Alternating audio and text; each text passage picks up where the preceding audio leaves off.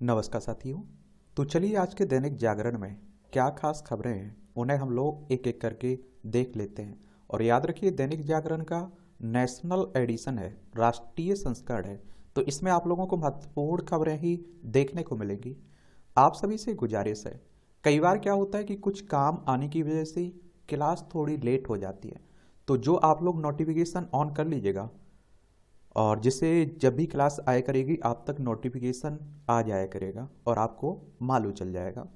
लेकिन क्लास कभी बंद नहीं होगी, याद रखिए डेली आपकी क्लास हर हाल में मिलेगी। बिल्किस कांड के दोषी फिर जाएंगे जेल, इस सुप्रीम कोर्ट ने रद्द किया सजा माफी का आदेश, कहा गुजरात सरकार को नहीं है अधिकार।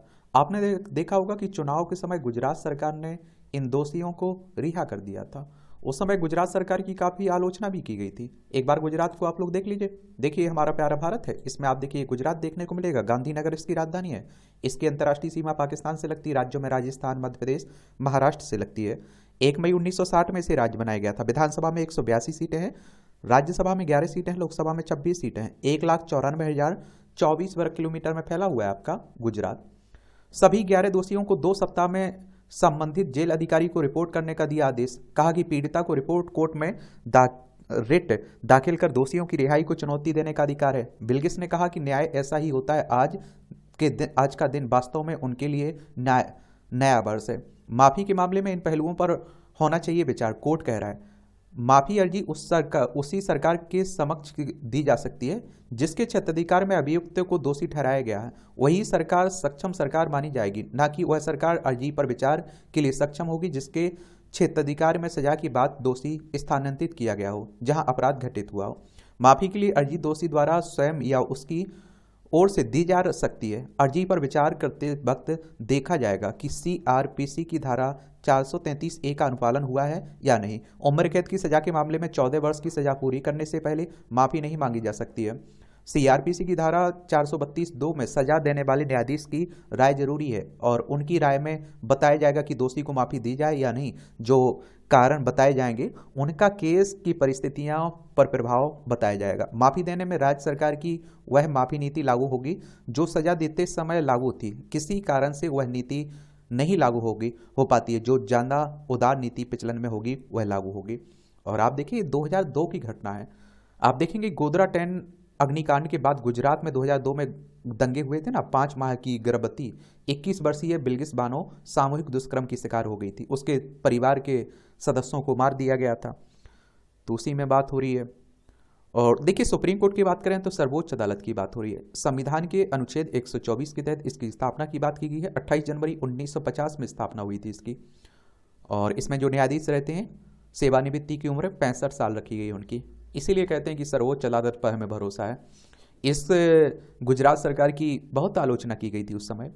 कॉलेजियम पर सुनवाई के लिए खंडपीठ बनानी होगी, सीजीआई कह रहे हैं। सुप्रीम कोर्ट ने कहा है कि सर्वोच्च न्याय अदालत और हाई कोर्ट में जजों की नियुक्ति करने वाली कॉलेजियम प्रणाली के खिलाफ याचिका की सुनवाई करने के लिए एक खंडपीठ का गठन करना होगा। इसको लेकर प्रधान न्यायाधीश डीवाई चंद्रचूड़ की अध्यक्षता वाली खंडपीठ को अधिवक्ता मैथ्यूज जे नेदुम्पारा ने बताया कि एक पुरानी याचिका की जल्दी सुनवाई करेगी। ये बिना विधायक बने मंत्री पद की शपथ लेने वाले सुरेंद्र चुनाव हारे। आपने देखा होगा राजस्थान में एक सीट पर चुनाव नहीं हुआ था क्योंकि वहां उम्मीदवार की डेथ होने के कारण चुनाव रद्द हो गया था। अब चुनाव करवा गया और आप देखेंगे कि वहां बीजेपी ने इतना ओवर कॉन्फिडेंस में कि वो चुनाव नहीं जीते थे, पहले ही उसे मंत्री बना दिया था। वो मंत्री चुनाव हार गए और उन्हें इस्तीफा देना पड़ा। ये राजस्थान की बात हो रही है। जयपुर इसकी राजधानी देखने को मिलेगी राजस्थान में। और इसकी अंतर्राष्ट्रीय सीमा आप देखिए पाकिस्तान से लगती राज्यों में गुजरात हो गया, मध्य प्रदेश, उत्तर प्रदेश, हरियाणा और पंजाब से लगती है। क्षेत्रफल में सबसे बड़ा राज्य है आपका राजस्थान। इसका क्षेत्रफल देखें तो 3,42,239 वर्ग किलोमीटर में फैला हुआ है आपका राजस्थान। और विधानसभा में 200 सीटें हैं, राज्यसभा में 10 सीटें हैं, लोकसभा में 25 सीटें हैं। भजनलाल शर्मा यहाँ के मुख्यमंत्री हैं। कलराज मिश्रा यहाँ की राज्यपाल आपको देखने को मिल जाएंगे। और देखिए कोई मंत्री या मुख्यमंत्री राज्य में बन सकता है अगर वो विधानसभा का सदस्य, विधान परिषद का सदस्य नहीं है, लेकिन 6 महीने के अंदर उसे विधायक या विधान परिषद का सदस्य बनना होता है। हत्या के 24 साल पुराने मामले में केंद्रीय मंत्री टेनी को राहत। सुप्रीम कोर्ट ने 24 वर्ष पुराने हत्या के मामले में केंद्रीय गृह मंत्री अमित अजय मिश्रा टेनी को बरी करने के बाद इलाहाबाद हाईकोर्ट के आदेश के खिलाफ दायर याचिका सोमवार को खारिज कर दी है। 2000 में हुई प्रभात गुप्ता की हत्या के मामले में पिछले साल में मई में इलाहाबाद हाईकोर्ट ने निचली अदालत के आदेश के खिलाफ दायर उत्तर प्रदेश सरकार की अपील की खारिज कर दी है। पीएम के अपमान पर मालदीव ने दे रहा है सफाई पर सफाई। और आप देखते हैं कि यहाँ की मालदीव की क्या है अर्थव्यवस्था, पूरी आप देखें लगभग एक चौथाई पर्यटन पर स्थित है, निर्भर है। और हमारे देश से पिछले साल कहते हैं कि 2 लाख लोग गए थे मालदीव घूमने, तो उससे लगता है कि फर्क पड़ेगा, इसलिए वो सफाई दे रहा है। और देखिए एक बात और बता दूं आपको कि माले राजधानी इसकी मालदीव की। पैक्सो से गांव के गरीबों को मिलेगी सस्ती दवाएं। केंद्रीय गृह एवं सहकारिता मंत्री ने कहा है कि पैक्सो के पास 3 वर्षों में होगी विश्व की सबसे बड़ी भंडारण क्षमता। बिहार, उत्तर प्रदेश, जम्मू कश्मीर, महाराष्ट्र, आंध्र प्रदेश के 5 पात्र पैक्सो को दिए जन औषधि केंद्र स्टोर कोड प्रमाण पत्र। ए फ्लाइट क्रू को अब हर हफ्ते मिलेगा 48 घंटे का आराम। विमान के पायलटों व चालक दल के सदस्यों की थकान को दूर लेकर चिंताओं के बीच डीजीसीए ने सोमवार को उड़ान के चालक दल के सदस्यों की सेवा संबंधित नए नियम जारी किए हैं। लोगों की कमाई बढ़ी, आय की असमानता भी घटी। गत 8 वर्षों में सालाना 3.5 लाख रुपए तक कमाने वाले 20 लाख तक कमाने लगे। इनकम टैक्स रिटर्न भरने वालों की संख्या 2014-15 में 4 करोड़ थी, जो 2023-24 के 31 दिसंबर तक आप देखिए 8.2 करोड़ पार हो चुकी है। आय की असमानता में कमी आई हुई है। ये राज्यसभा चुनाव के लिए संजय एनडी व स्वाति ने भरे पर्चे। दिल्ली में राज्यसभा की चुनाव होना है ना, उसी की बात हो रही है। एक बात और आपको बता दूं, यहाँ देखिए कि राज्यसभा का सदस्य आपको बनना है तो आपकी उम्र कम से कम 30 साल होनी चाहिए। इनका चुनाव विधायकों के द्वारा होता है। और आपको एक और बात बता दूं कि 12 सदस्यों को राष्ट्रपति साहब मनोनीत भी करते हैं। और ये चुनाव करवाता कौन है? इलेक्शन कमीशन ऑफ इंडिया, भारतीय निर्वाचन आयोग, एक संवैधानिक संस्था है। संविधान के अनुच्छेद 324 के तहत इसकी स्थापना की बात की गई। 25 जनवरी 1950 में स्थापना हुई थी। 25 जनवरी को आप लोग मतदाता दिवस मनाते हैं। नई दिल्ली में सचिवालय देखने को मिलेगा। सुकुमार सेन पहले मुख्य चुनाव आयुक्त थे हमारे। ये सपनों, संकल्पों व भरोसे की यात्रा है विकसित भारत संकल्प यात्रा। विकसित भारत संकल्प यात्रा का सफरनामा सुनाते हुए प्रधानमंत्री नरेंद्र मोदी ने कहा कि इस यात्रा ने अपने 50 दिन पूरे किए हैं। यह सपनों, संकल्पों और भरोसे की यात्रा बन चुका है।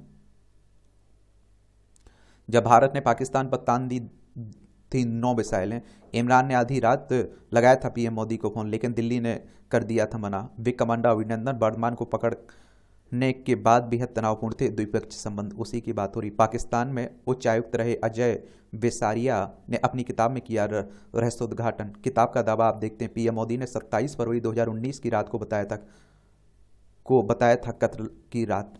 चलिए, ये इन्होंने आप देखिए अटल आडवाणी की वजह से विफल नहीं हुआ आगरा सम्मेलन। अटल बिहारी वाजपेयी की सरकार के दौरान राजदूत रहे अजय बिसारिया ने अपनी किताब में भारत पाकिस्तान के बीच हुए आगरा सम्मेलन का भी जिक्र किया। उनका कहना है कि सम्मेलन की विफलता की पूरी जिम्मेदारी पाकिस्तान के तत्कालीन राष्ट्रपति जनरल परवेज मुशर्रफ पर है, जबकि पाकिस्तानी मीडिया के हवाले से दुनिया भर में इस सम्मेलन का विलेन तत्कालीन उप प्रधानमंत्री लालकृष्ण आडवाणी को बनाया गया था। यह सम्मेलन मुशर्रफ के खुलेआम कश्मीर पर अपना हक जताने के चलते विफल हुआ था। इस सम्मेलन के दौरान वाजपेयी ने उनके तानाशाही रवैये को पहचाना था और अगले 3 साल पाकिस्तान पर नीति बनाने में मदद भी मिली थी। अब आप देखिए, ये राष्ट्रीय राजधानी से जुड़ी हुई खबरें हैं।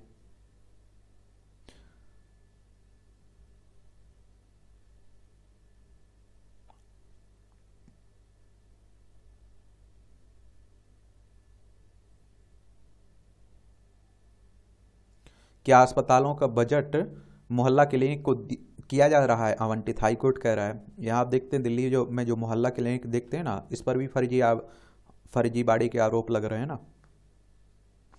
तंत्र शास्त्र से खुला चोरी हुई ऐतिहासिक मूर्ति का रहस्य। 400 पुरानी पीतल से बनी मूर्ति कोटराक्षी 2021 में हुई थी चोरी। 2022 में कस्टम ने पकड़ी। ऐतिहासिक मूर्ति उड़ीसा के मंदिर से चोरी करने के 1 वर्ष बाद ले जाई जा रही थी हांगकांग। पीएमओ के निर्देश पर मूर्ति उड़ीसा के मंदिर में पिछले महीने की गई थी स्थापित।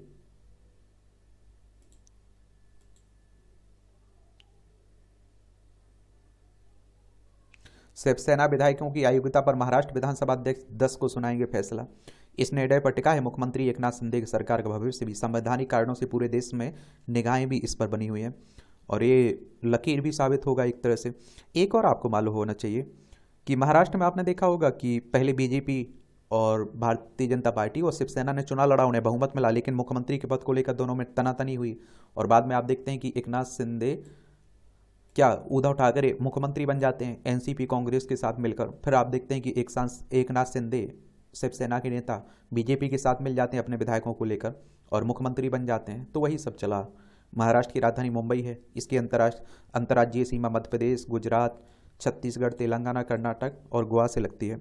1 मई 1960 में से राज्य बनाया गया था।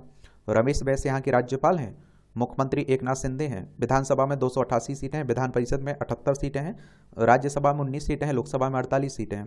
3,07,713 वर्ग किलोमीटर में फैला हुआ है आपका महाराष्ट्र।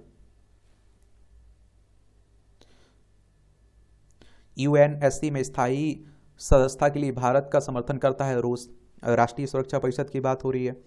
और मैं आप लोगों से हमेशा कहता हूं कि इस तरह के संगठनों के बारे में जरूर याद रखा करिएगा, इनसे क्वेश्चंस पूछे जाते हैं। 15 अगस्त इसकी स्थापना कब हुई थी? 24 अक्टूबर 1945 में संयुक्त राष्ट्र सुरक्षा परिषद की।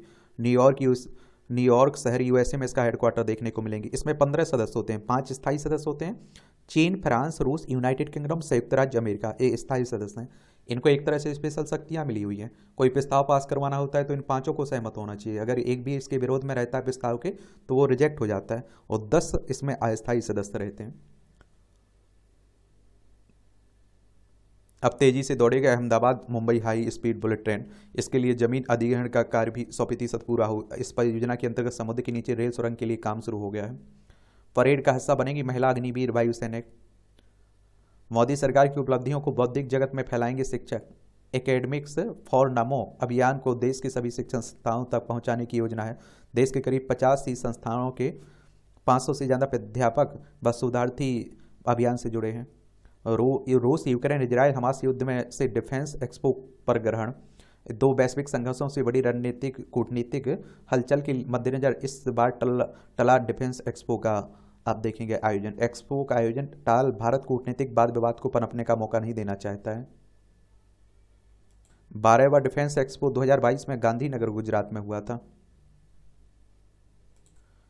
अब आप देखिए राजनीति की खबरें हैं। गठबंधन की बात हो रही। 2024 में लोकसभा के चुनाव है ना, तो उसी को लेकर उठापटक चल रही पूरी। 543 सीटें हैं लोकसभा में।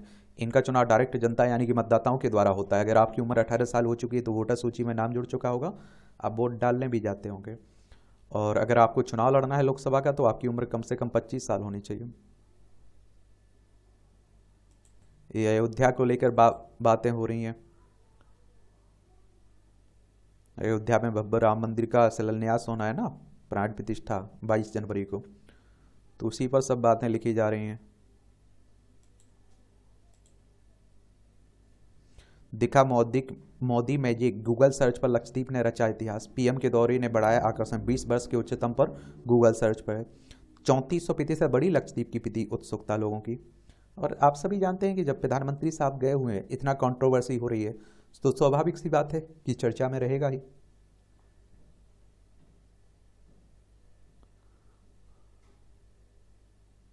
ये आप देखिए बिल्किस बानो मामला में क्या क्या हुआ, ये आप लोग पढ़ सकते हैं, देख सकते हैं। 3 मार्च 2002 को आप देखिए अहमदाबाद के पास रौंदीकपुर गांव में हिंसक भीड़ ने बिल्किस बानो के परिवार पर हमला किया, उसके साथ सामूहिक दुष्कर्म किया और परिवार के 7 सदस्यों की हत्या कर दी थी।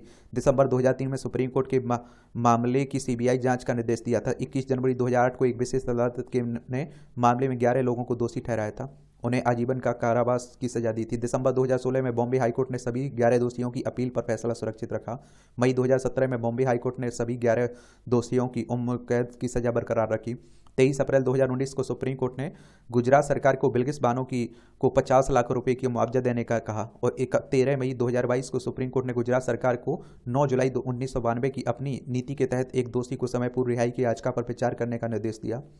और आप देखिए 15 अगस्त 2022 को गुजरात सरकार की छूट नीति के तहत 11 दोषियों को गोधरा उप जेल से रिहा किया गया। 25 अगस्त 2022 को दोषियों की समय पूर्व रिहाई के विरुद्ध पूर्व माकपा सांसद सुभाषिनी आली, पत्रकार रेवती लॉल और प्रोफेसर रूपरेखा वर्मा की संयुक्त जनहित याचिका पर सुप्रीम कोर्ट ने केंद्र और गुजरात सरकार को नोटिस जारी किया। 30 नवंबर 2022 को बिल्किस बानो ने भी गुजरात सरकार के फैसले को चुनौती देते हुए सुप्रीम कोर्ट का दरवाजा खटखटाया।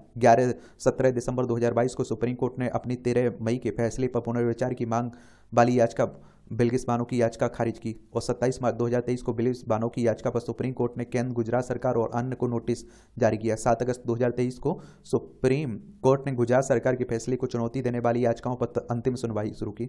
और आप देखिए 12 अक्टूबर 2023 को बिल्किस बानो को याचिका समेत अन्य याचिकाओं पर 11 दिन की सुनवाई के बाद सुप्रीम कोर्ट ने अपना फैसला सुरक्षित रखा। 8 जनवरी 2024 को सुप्रीम कोर्ट ने 11 दोषियों की सजा माफी रद्द कर दी है।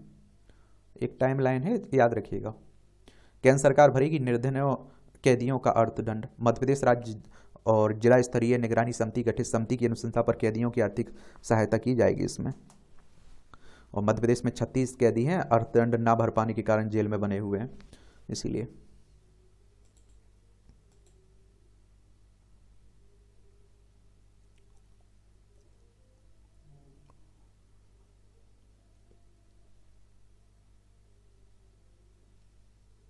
जियो टेक्निकल के साथ डॉन से भी किया जा रहा है जोशीमठ का सर्वे।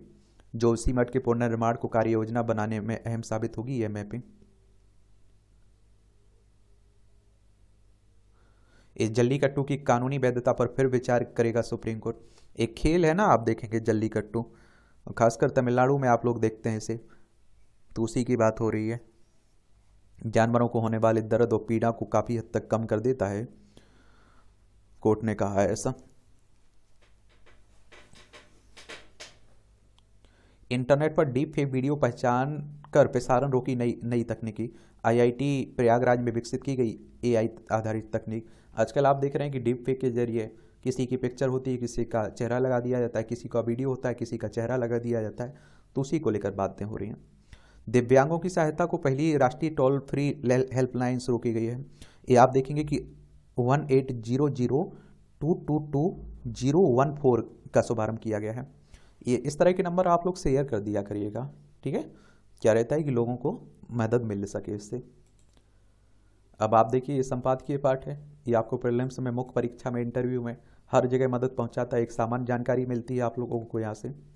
भारत क्यों मायने रखता है, तो आप देखिए वैश्विक राजनीति का सभ्यता और संस्कृति से क्या संबंध है। राष्ट्रीय पहचान और देश के अंतर्राष्ट्रीय उत्थान के बीच कौन सी बड़ी कड़ी जुड़ती है। क्या कूटनीति का मर्म प्राचीन महाकाव्यों में समाहित है। ऐसे अनेक प्रश्नों के उत्तर विदेश मंत्री सुब्रमण्यम जयशंकर की सद्य प्रकाशित पुस्तक ब्राई भारत मेटर्स यानी कि भारत क्यों मायने रखता है में मिलते हैं। यह भारत के लिए सौभाग्य की बात है कि जयशंकर जैसे विशेषज्ञ विद्वान इस समय विदेश मंत्रालय की कमान संभाले हुए हैं और इतने उच्च पद पर तमाम व्यस्तताओं के बावजूद जयशंकर निरंतर चिंतन करते रहते हैं और नई पुस्तक भी उसी चिंतन धारा का परिणाम है। गहन मंथन के आधार पर लिखी गई यह पुस्तक उनके अनुभव, विद्वता और आप देखते हैं कि जिज्ञासु प्रवृत्ति को दर्शाती है एक तरह से, और आप देखेंगे दर्शाती है। यह पुस्तक भारतीय विदेश नीति के नए आयाम उजागर करती है। और आप देखेंगे कि जयशंकर का मुख्य तर्क यह है कि इंडिया मोदी युग के दौरान भारत में परिवर्तित हो गया है।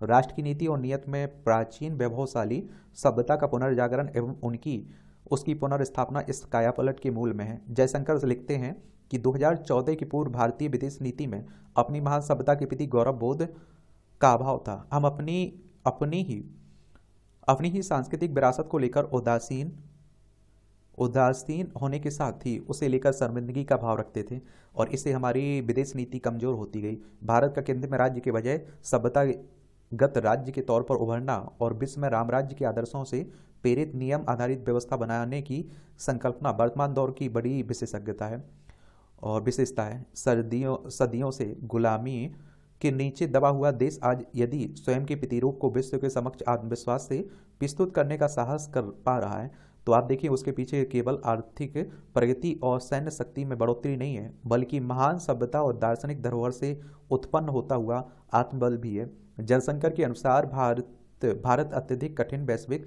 परिस्थितियों और भू राजनीतिक बाधाओं के बावजूद अग्रणी शक्ति बनने की राह पर इसलिए अग्रसर है।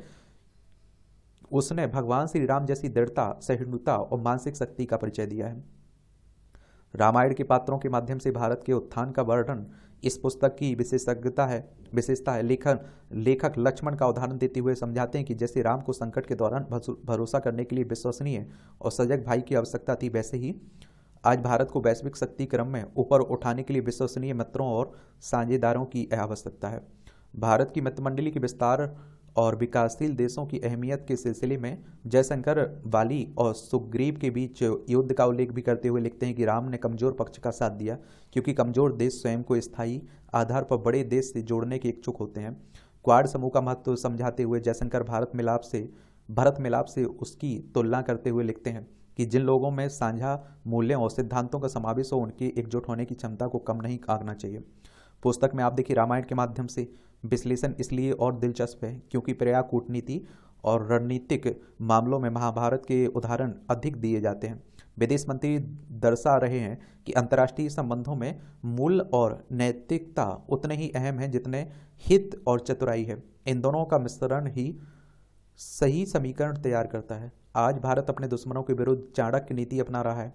विकासशील देशों और मित्र राष्ट्रों के साथ भलाई की शक्ति के तौर पर भी स्वयं को प्रस्तुत कर रहा है। प्रबल राष्ट्रवादी सोच के साथ हम अंतर्राष्ट्रीयवाद का डंका भी बजा रहे हैं। राम राज्य में निहित दर्शन से नई विश्व व्यवस्था का निर्माण सरल नहीं है, किंतु उभरती महाशक्ति को देख ऐसे ही खुद अपना ढांचा गढ़कर अन्य देशों को उसके साथ जोड़ना होगा। जयशंकर आश्वस्त हैं कि भारत ना तो पश्चिमी सभ्यता एवं अमेरिकी विदेश नीति की नकल करेगा और न ही चीन की आक्रामक राह पर चलेगा।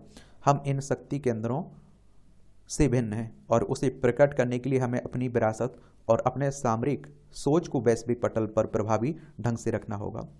चीन से उत्पन्न खतरों को जयशंकर ने राजा दशरथ और केकई के वरदान प्रसंग से समझाया। उन्होंने बताया कि राजा दशरथ द्वारा रणभूमि में केकई को दिए दो वरदान असल में अमेरिका और यूरोप की दशकों से चीन को आगे बढ़ाने वाली रणनीति के समान है, जिसका खामियाजा आज पूरे अंतर्राष्ट्रीय समुदाय को भुगतना पड़ रहा है।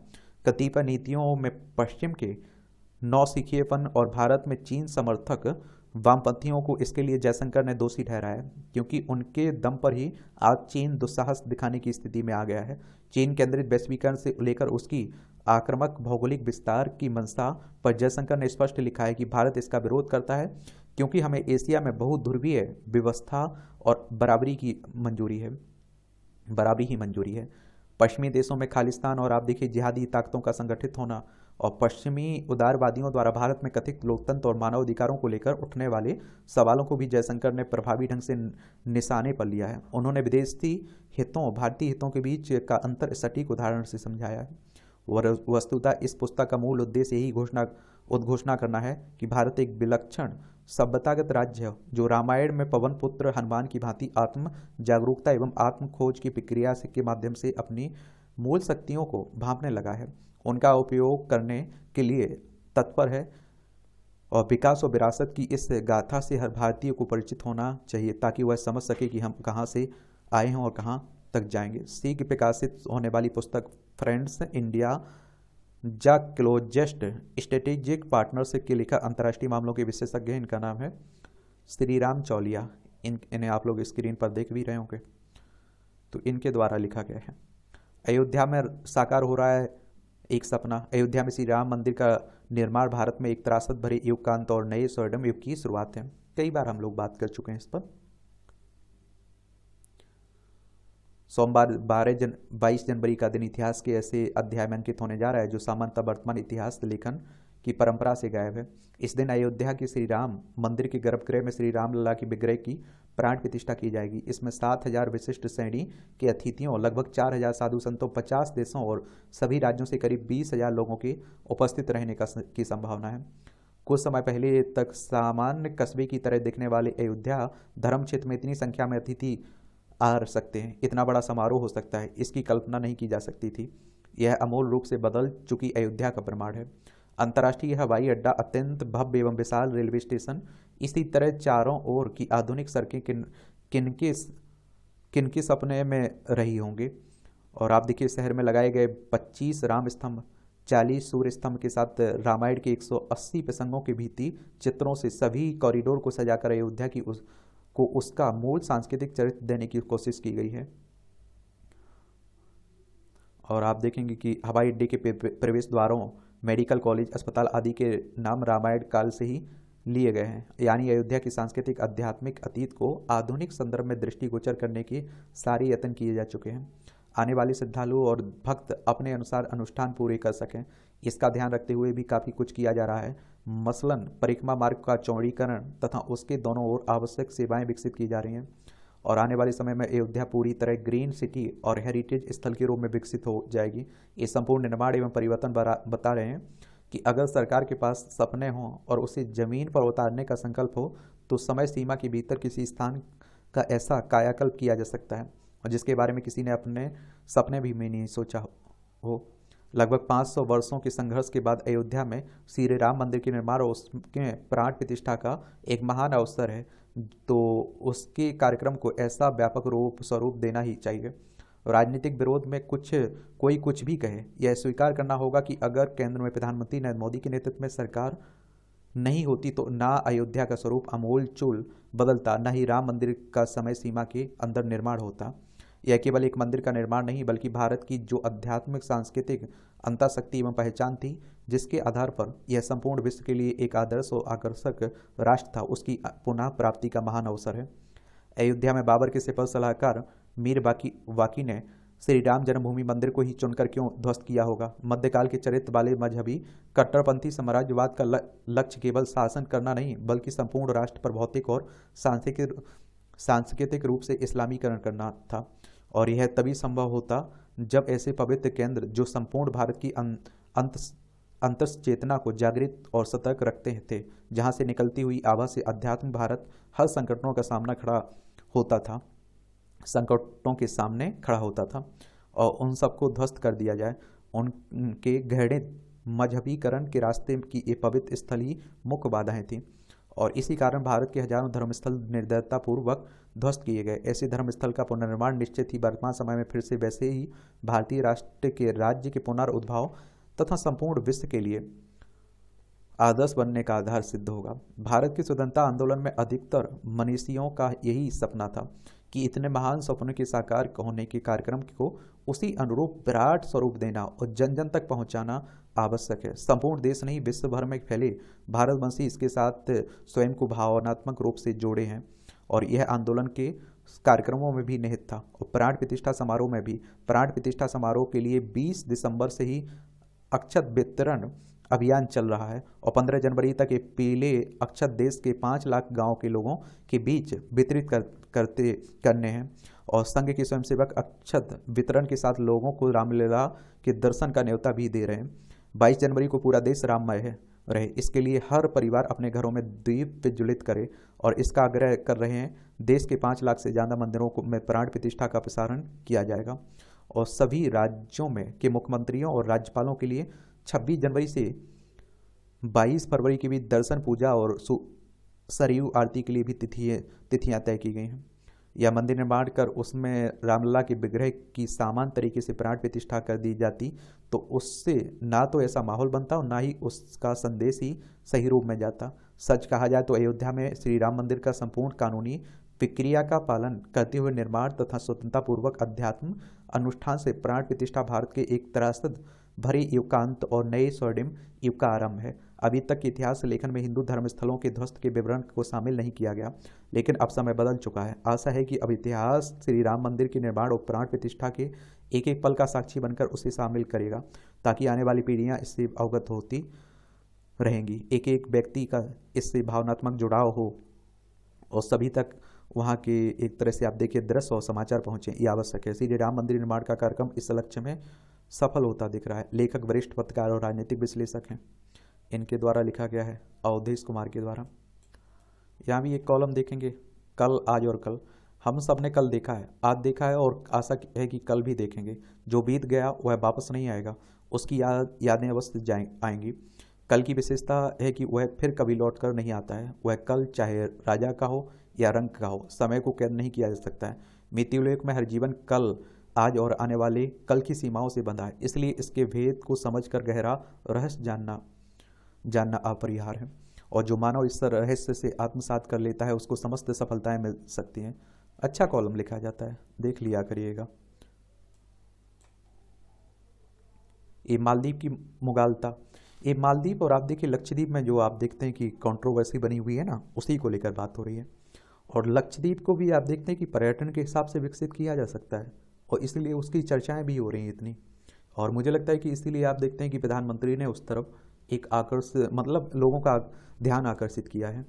प्रधानमंत्री नरेंद्र मोदी की लक्षद्वीप यात्रा के बाद मालदीव के मंत्रियों मंत्रियों आप देखेंगे, मंत्रियों ने उनके विरुद्ध जैसी अपमानजनक टिप्पणियां की हैं, उसके बाद दोनों देशों के संबंधों में खटास पैदा होनी ही थी। और वास्तव में यह खटास आप देखेंगे पैदा होनी तभी शुरू हो गई जब मोहम्मद मुइज्जू ने मालदीव का राष्ट्रपति पद बनते ही भारत से दूरी बढ़ानी शुरू कर दी। चूंकि मुइज्जू ने भारतीय सैनिकों को मालदीव से बाहर करने के मुद्दे पर चुनाव लड़ा था, इसलिए यह तय था कि यदि वह राष्ट्रपति बनते हैं तो चीन की गोद में बैठना पसंद करेंगे। अंततः ऐसा हुआ भी। उन्होंने भारत से पहले चीन की यात्रा करना तो आवश्यक समझा ही, भारतीय सैनिकों को मालदीव से हटाने पर भी जोर दिया। मालदीव में आप देखते हैं कि महज 75 भारतीय सैनिक हैं, और ये वहाँ इसलिए हैं ताकि भारत की ओर से दिए गए हेलीकॉप्टरों का संचालन कर सकें। इसके बाद भी मज्जू ने ऐसा दर्शाया जैसे भारत ने उनके देश में सैनिकों की कोई बड़ी खेप तैनात कर रखी है। चूंकि वह भारत विरोधी भावनाओं से को उभार रहे थे, इसलिए उनके सहयोगी भी उसी रास्ते पर चल रहे थे। उनके 3 मंत्रियों ने तब अपनी हद पार कर दी जब भारतीय प्रधानमंत्री लक्षद्वीप की यात्रा पर गए हुए थे। और भारतीय प्रधानमंत्री ने हाल ही में अपने लक्षद्वीप यात्रा में ऐसा कुछ नहीं कहा जो मालदीव के खिलाफ हो, लेकिन पता नहीं कैसे वहाँ के तीनों मंत्रियों को ऐसा ही समझ में आया। उन्होंने भारतीय प्रधानमंत्री के साथ भारत को भी नीचा दिखाने वाली भद्दी टिप्पणियां की। स्वाभाविक रूप से भारतीयों ने इसे अपने अपमान के रूप में लिया और पर्यटन के लिए मालदीव न जाने का अभियान छेड़ दिया। चूंकि अन्य देशों के मुकाबले भारत से सबसे अधिक पर्यटक मालदीव जाते हैं, इसलिए मज्जू को यह पता चल गया कि उनके पर्यटन उद्योग को बड़ी क्षति पहुंचने वाली है। भले ही उन्होंने अपने तीनों बदजुबान मंत्रियों को निलंबित कर दिया है, लेकिन इससे क्षति की भरपाई होती नहीं दिख रही है। और इसलिए और भी नहीं, क्योंकि वह अपनी चीन परस्ती का खुलकर परिचय दे रहे हैं ना। मुइज्जू की बीजिंग यात्रा के दौरान मौके पर चीन ने जिस तरह यह सफाई दी कि वह मालदीव को भारत के खिलाफ नहीं उकसा रहा है, उससे यही पता चलता है कि वह ऐसा ही कर रहा है। यदि वह मुइज्जू के सहारे मालदीव को भारत के खिलाफ अपना मोहरा नहीं बना रहा है तो उसे इस तरह की सफाई देने की जरूरत क्या है थी। और इसके पहले भी आप देखिए मालदीव के शासक अपने संकीर्ण स्वार्थों की पूर्ति के लिए चीन की तरफदारी करते हुए भारत का विरोध करते रहे हैं। मुइज्जू भी ऐसा ही कर रहे हैं, लेकिन उन्हें यह नहीं भूलना चाहिए कि हर तरह के संकट के समय भारत ने ही मालदीव की मदद की है। यदि वह यह समझ रहे हैं कि भारत के बिना उनके देश का काम चल जाएगा तो उनकी मुगालता यानी कि गलत फहमी होगी। कर्मियों की कार्य संस्कृति से ही संस्थान की उत्पादकता परिलक्षित होती है, लेकिन कुछ लोग इसकी साख पर वट्टा लगाते हैं। और मैं तो वो देखता हूँ कि लाटशाही अभी भी नहीं जा रही हमारे देश के अधिकारियों में। किसी भी व्यक्ति या संगठन की कार्य संस्कृति संबंधित संस्थान की उत्पादकता में परिलक्षित होती है। कार्य संस्कृति ही इस बात का निर्धारण करती है कि किसी संगठन की कार्यशैली क्या होगी और उद्देश्यों की प्राप्ति के लिए संगठन अपने कार्यों का निष्पादन किस प्रकार करता है। अच्छी कार्य संस्कृति संस्थान के साथ साथ व्यक्ति के लिए लाभदायक होती है। संस्थान की उन्नति व अवनति कार्य करने वाले लोगों के हाथों में होती है। चिंता तब होती है जब कुछ लोगों के कृत्यों के कारण व्यवस्था पर प्रश्न उठते हैं। कुछ कर्मचारी काम के बदले पैसे लेते हैं और कई अन्य तरह के भ्रष्टाचार में लिप्त होते हैं। हिमाचल में भी आप देखेंगे भी भ्रष्टाचार के मामले सामने आते रहे हैं। ऐसे लोगों की संख्या बहुत कम होती है, लेकिन प्रश्न सभी पर उठते हैं। शिमला जिला के रामपुर क्षेत्र में खाद्य नागरिक आपूर्ति उपभोक्ता मामले विभाग में कारगर निरीक्षण ने आनी व रामपुर में तैनाती के दौरान अपने सक्षम प्राधिकार को सूचना दिए बिना अपनी जगहों पर अस्थायी कर्मचारी को रखा था। इस दौरान वह कुल्लू जिला में पत्नी के साथ के नाम पर संचालित आटा चक्की का कार्य देख रहा था और सतर्कता ब्यूरो के विशेषज्ञ जांच इकाई की प्रारंभिक जांच में इसकी पुष्टि हुई है और इस मामले में धोखाधड़ी और ड्यूटी से अनुपस्थिति की अवस्थी के लिए वेतन निकालने पर प्राथमिकता दर्ज कर ली गई है। इस तरह के सिरमौर जिले में मामले शिक्षा विभाग में भी सामने आए हैं। बेरोजगारी के आलम में इस तरह का कृत्य करने वाले लोगों के खिलाफ सख्त कार्रवाई होनी चाहिए। कर्मचारियों को भी चाहिए कि ईमानदारी से अपनी जिम्मेदारी निभाए ताकि सरकार की योजनाओं का लोगों को लाभ मिल सके। गर्भवती महिला के हित में फैसला। ये आप देखिए बीते दिनों दिल्ली हाईकोर्ट ने प्रजनन विकल्प के अधिकार में प्रजनन न करने के शामिल अधिकार को देखते हुए एक विधवा महिला को 29 सप्ताह का गर्भ गिराने की अनुमति दी है। और न्यायमूर्ति सुब्रमण्यम प्रसाद की पीठ ने कहा है कि पति के निधन के कारण महिला गहरे सदमे में है और उसकी मानसिक स्थिति ठीक नहीं है। ऐसे में गर्भावस्था को जारी रखने से महिला की मानसिक स्थिति और खराब हो सकती है क्योंकि वह आत्महत्या की बात कर रही है। अदालत ने कहा है कि सुप्रीम कोर्ट पहले ही स्पष्ट कर चुका है कि यह प्रत्येक महिला का विशेष अधिकार है कि वह अपने जीवन का मूल्यांकन करे। ऐसे में सभी याचिकाओं को अपनी गर्भावस्था को समाप्त करने की अनुमति दी जानी चाहिए। हालांकि पीठ ने यह भी साफ किया है कि यह आदेश मामले की विशिष्ट परिस्थितियों को देखते हुए पारित किया गया है, इसे किसी अन्य मामले में मिसाल के तौर पर नहीं माना जाएगा। याचिकाकर्ता की शादी फरवरी 2023 में हुई थी। कुछ ही महीनों के बाद 19 अक्टूबर 2023 को उसके पति की डेथ हो गई, जिसके वह अत्यधिक आघात से पीड़ित थे। इस वजह से महिला ने कोर्ट में याचिका दाखिल कर 29 सप्ताह का गर्भ गिराने की इजाजत मांगी है। मेडिकल टर्मिनेशन ऑफ प्रेगनेंसी संशोधन एक्ट 2021 के अनुसार गर्भवती महिला 24 हफ्ते तक गर्भपात करा सकती है। एक्ट में 24 हफ्ते से अधिक का गर्भ गिराने की अनुमति सिर्फ विशेष परिस्थितियों में दी गई है, जैसे यौन उत्पीड़न, दुष्कर्म, नाबालिग या फिर गर्भावस्था के दौरान वैवाहिक स्थिति में बदलाव, विधवा और तलाक, दिव्यांग और मानसिक रूप से बीमार महिलाओं को गर्भपात की अनुमति है। और साथ ही वे महिलाएं भी गर्भपात करा सकती हैं जिनके गर्भ में पल रहा भ्रूण में विकृति हो। संविधान के अनुच्छेद 21 के तहत गरिमा के साथ जीवन जीने और निजता का अधिकार मिला है। मां बनने का अधिकार भी सबसे महत्वपूर्ण मानव अधिकारों में से एक है, लेकिन एक महिला गर्भ धारण करे या नहीं, यह उसका व्यक्तिगत मामला है। गर्भवती महिलाओं को अपनी गर्भावस्था के दौरान बड़े उतार चढ़ाव का सामना करना पड़ता है। इन दिनों महिलाएं अवसाद, चिड़चिड़ापन और चिंता, घबराहट की शिकार हो जाती हैं। विश्व स्वास्थ्य संगठन की एक रिपोर्ट के मुताबिक दुनिया भर में 10% से भी ज़्यादा गर्भवती महिलाएं गर्भावस्था के दौरान अवसाद में चली जाती हैं। ऐसे में उन्हें पारिवारिक सहयोग और इलाज की ज़रूरत होती है। कुल मिलाकर दिल्ली हाईकोर्ट ने एक विधवा महिला की मानसिक स्थिति को देखते हुए उसे 29 सप्ताह का गर्भ गिराने की इजाज़त देकर उसके हित में से फैसला सुनाया। और देखिए, अगर हम लोग बात करें WHO की, तो वर्ल्ड हेल्थ ऑर्गेनाइजेशन की बात हो रही है। इसकी स्थापना 7 अप्रैल 1948 में हुई थी। 7 अप्रैल को आप लोग विश्व स्वास्थ्य दिवस भी मनाते हैं, WHO। और इसका 7 अप्रैल 1948 याद रखिए डेट। और जेनेवा स्विट्जरलैंड में इसका हेडक्वार्टर देखने को मिलेगा।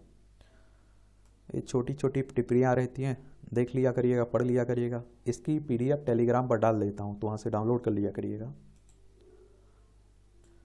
लक्षद्वीप यात्रा के कूटनीतिक निहितार्थ। मालदीव से भारत के रिश्ते आमतौर पर सामान्य रहे हैं। मालदीव में सरकार बदलने के बाद नए राष्ट्रपति पहला विदेशी दौरा भारत का ही करते रहे हैं, परंतु यह पहला अवसर है जब वहां के नए राष्ट्रपति मोहम्मद मुइज्जू 8 से 12 जनवरी तक चीन के दौरे पर हैं। इससे पहले उन्होंने सरकार में आते ही पहला दौरा तुर्की का किया था। इस बीच प्रधानमंत्री नरेंद्र मोदी की लक्षद्वीप की हालिया यात्रा ने मालदीव के संदर्भ में एक नया विमर्श गढ़ा है, जिसने एक नई हलचल उत्पन्न की है।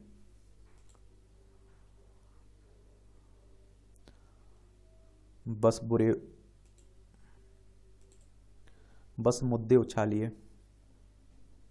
बांग्लादेश के चुनावी विमर्श के केंद्र में भारत।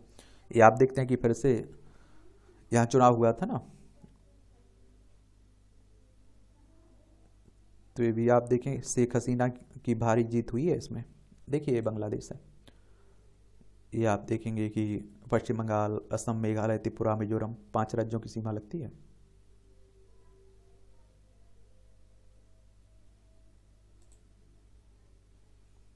द्वेष की राजनीति के अंत का प्रतीक। आज देश दुनिया में ऐसी अनेक विसंगत गतिविधियां जारी हैं जिनसे यह स्पष्ट होता है कि द्वेष की राजनीति किस प्रकार से विस्तार ले रही है। ऐसे में अयोध्या में प्रभु श्री राम की प्राण प्रतिष्ठा को वैमनस्य की राजनीति के अंत के प्रतीक के रूप में माना जा सकता है। SBI की रिपोर्ट, ये 8.2 लाख करोड़ रुपए की अतिरिक्त खपत की सृजन हुआ है। सब अर्थव्यवस्था में के आकार की रिकवरी के दावे मनगढ़ंत हैं। तकनीक की ओर बड़ी कंपनियां, छोटे के देख रहे हैं, तकनीक और बड़ी कंपनियां, छोटे कारोबार, गरीब कामगार की आकार रिकवरी इस तरह की होती है।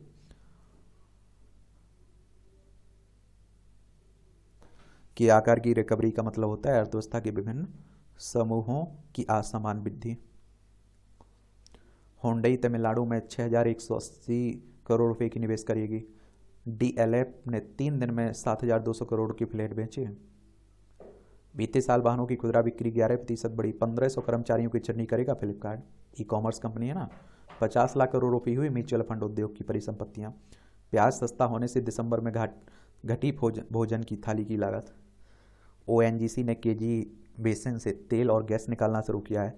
$53 अरब से अधिक होगा कृषि निर्यात। पीयूष गोयल साफ करें।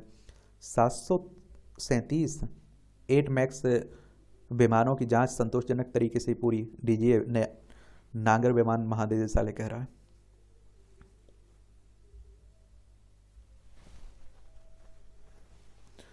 एक मोबाइल ऐप पर मिलेंगी रेलवे की सभी सुविधाएं।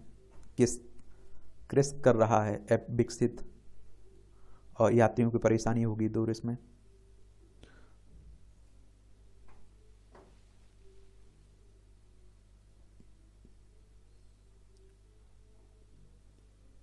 ये आप देखिए 223 सीटें मिली हैं किसे, शेख हसीना की पार्टी को। AI-6 के लिए जासूसी करने वाला शख्स चीन में गिरफ्तार हुआ है।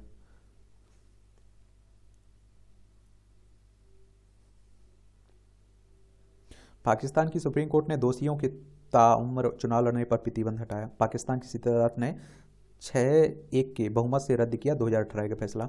नवाज शरीफ की चौथी बार PM बनने की राय की बड़ी अड़चन समाप्त, लड़े सकेंगे चुनाव। एक और बात बता दूं आपको, अब इनकी ही सरकार है और वो कहते हैं ना कि जब सैया भई कोतवाल तो काहे का डर, तो वही है इनका। नवाज शरीफ का अब सब अच्छा चल रहा है। इमरान खान के बुरे दिन स्टार्ट हो गए क्योंकि उनकी सरकार नहीं है। भारत ने मरम्मत के बाद तटरक्षक पोत सुरक्षा श्रीलंका को सौंप दिया है। ये पड़ोसी श्रीलंका है। पाक जलडमरू मन्नार की खाड़ी यहाँ देखने को मिलती है। 51 वर्ष बाद पहला अमेरिकी निजी चंद्र लैंडर लॉन्च हुआ है। अमेरिका के फ्लोरिडा राज्य के कैप कैनरवल से स्पेस सेंटर से सोमवार को एस्ट्रोबैटिक टेक्नोलॉजी के लैंडर के साथ यूनाइटेड लॉन्च अलायंस के रॉकेट वाल्कन के उड़ान भरी है। चलिए, ये आप देखिए, इससे पहले अमेरिका ने आखिरी बार चंद्रमा पर लैंडिंग मिशन दिसंबर 1972 में लॉन्च किया था। अपोलो 17 के जीन सर्नन और हैरिसन स्मिथ चंद्रमा पर चहलकदमी करने वाले 11वें और 12वें व्यक्ति बने थे। चीन पाक में धार्मिक स्वतंत्रता नहीं, अमेरिका ने सूची की जारी कर इसे बड़ी चिंता का विषय बनाया। सूची में ईरान, सऊदी अरब और रूस के भी नाम देखने को मिल रहे हैं। ये आपका खेल का क्षेत्र है। खिलाड़ियों के जिस खेल से जुड़े रहते हैं वो भी याद रखा करिएगा। कोई उपलब्धि हो तो याद रखा करिएगा। अल्टीमेट खो खो सीरीज में पहुंची चेन्नई क्वीगन्स। तोमर ईसा ने निशानेबाजी में प्राप्त किया ओलंपिक कोटा। जर्मनी के विश्व विजेता फुटबॉलर फ्रांज बेकेनबाउर की डेथ हो गई है। एथलीट शांति बाला की सड़क दुर्घटना में मौत हुई है। राज्य मास्टर्स एथलेटिक चैंपियनशिप की 100 मीटर स्पर्धा में जीता था इन्होंने स्वर्ण पदक।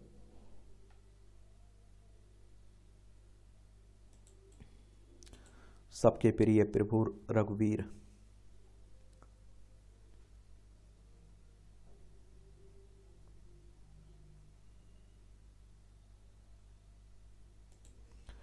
ये भी देख लिया करिएगा। जनरल नॉलेज की जानकारी मिल जाती है, परीक्षा के पॉइंट ऑफ व्यू से ही पॉइंट मिल जाते हैं। पहली बार अमेरिका में गर्म हवा के गुब्बारे से ने भरी सफल उड़ान। 1773 में आज ही के दिन जीन पेरे बिलचर्ड ने गर्म हवा के गुब्बारे से पहली सफल उड़ान भरी थी। हाइड्रोजन से भरा ब्लैक बर्ड का गुब्बारा फिलाडेल्फिया में 5800 फीट की ऊंचाई पर पहुंचकर लगभग 15 मील दूरी तय करते हुए न्यू जर्सी में उतरा था।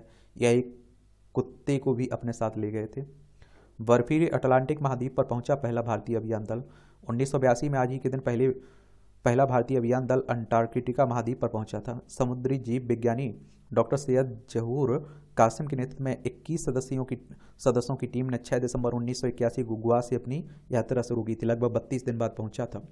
मिशन का लक्ष्य वैज्ञानिक अनुसंधान करना था। देशभक्ति की भावना से ओतप्रोत कर देते हैं महेंद्र के गीत।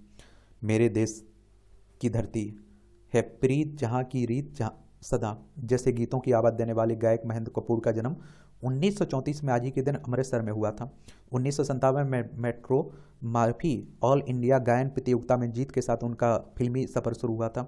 1958 में आधा है चंद्रमा रात आधी से पहचान मिली, चलो एक बार फिर से, नीले गगन के तले जैसे गानों ने उन्हें घर घर में मशहूर बना दिया।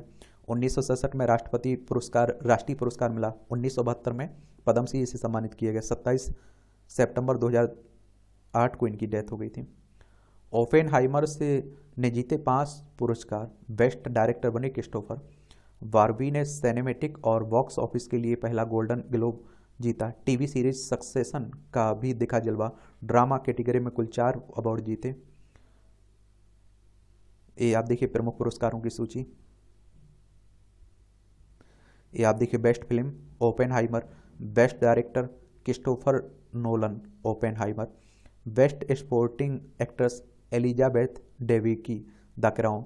Best actor in drama Cillian Murphy Heimer. Best supporting male actor in motion picture Robert Downey Junior Oppenheimer. Best female actor motion picture Lily Gladstone Killers of the Flower Moon. Best performance in stand up comedy Ricky Gervais. Best picture non English language Anatomy of the fall.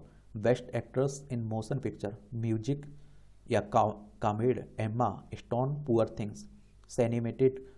Cinematic और box office achievement award Barbie. Best drama series Succession. Best animation film the Boy and the Heron. Best actress in comedy Emma Stone Poor Things. Sound proof mobility mask से कीजिए phone पर वो बेरोक टोक बातें।